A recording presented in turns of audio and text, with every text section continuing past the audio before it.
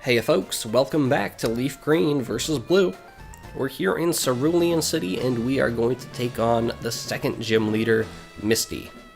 Now, Misty is someone that I think people have a lot of anguished memories about. There's this one particular Pokemon she has that tends to be kind of a butt. She only has two, though. First up, we have Staryu. Staryu is pure water-type Pokemon, which means if you have a Pikachu that you picked up in the forest, or a Bellsprout, or a Oddish that you picked up north, then it probably won't be too bad. The big difference between Staryu in the original and Staryu in LeafGreen is that in LeafGreen it gets a stronger water-type move. In the original it has Water Gun, which is 40 base power, other 60 with stab, whereas in the remake it has Water Pulse, which is 60 base power, practically 90 with stab. So it does actually gain some firepower. The big thing is Starmie. Starmie is water psychic, and it's pretty annoying. A lot of people find it pretty annoying because of one particular move that it gets. Staryu also gets it, but because Staryu is weaker, it doesn't matter as much. And that move is Recover. Recover means that essentially it can heal from low health by using a move. And in a world where gym leaders don't use very many recovery items, or will only use, one or two in their limited supply, having a Pokemon that can recover from death over and over and over again makes it kind of a butt. See right there. And so, in paralyzing with Walter, I was hoping to, one, slow it down, because it is an evolved Pokemon and can be pretty fast. And two, try to paralyze it so it can't maybe get in those recovers. Maybe it can be fully paralyzed, and I'll get a clinch paralysis, and be able to take care of it. It also has a bit of a move change up. Originally, it had Bubble Beam in Gen 1. Bubble Beam being a 65 base power move, which with stab is like 95.7. I don't know, I'm not a calculator, shut up. But in Gen 3, it gets Water Pulse.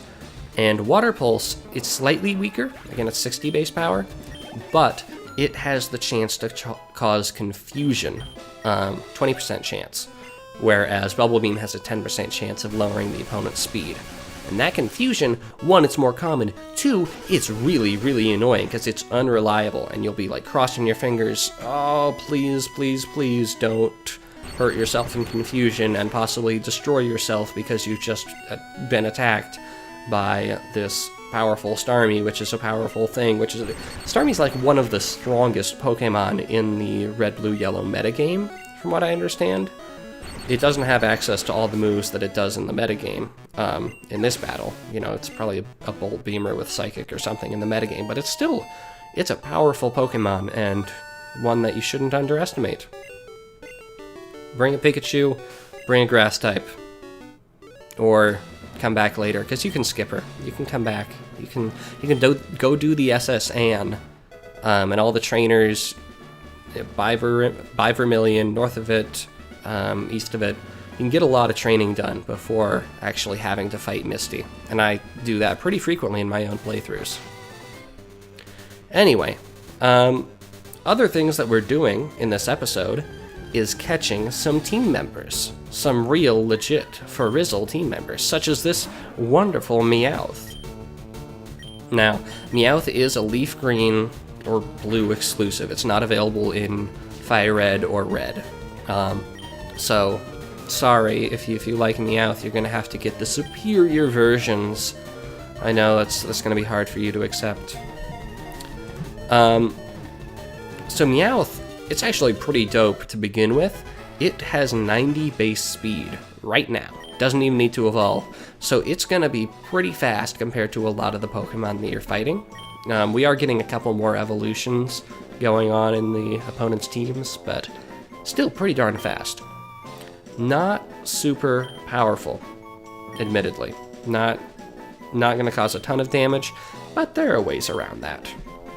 Because the big appeal, the reason I wanted to use a Meowth, or Persian, eventually in this playthrough, is to show off one of the big mechanics of Gen 1, which is absurdly broken high critical hit moves in the form of Slash. Slash is 70 base power normal type move, so it gets stab from Meowth.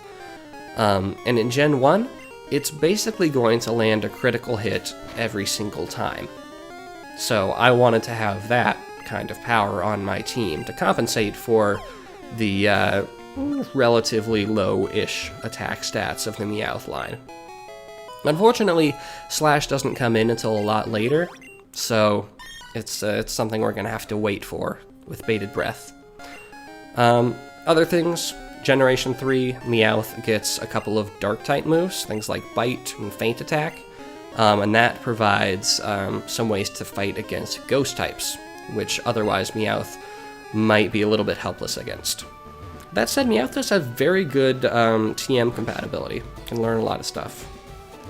Other team member that we're going to gain before we finish up this episode is we are going to trade away Kenya. Thank you, Kenya, for your wonderful service to your country, but we have someone else that we want in our lives right now.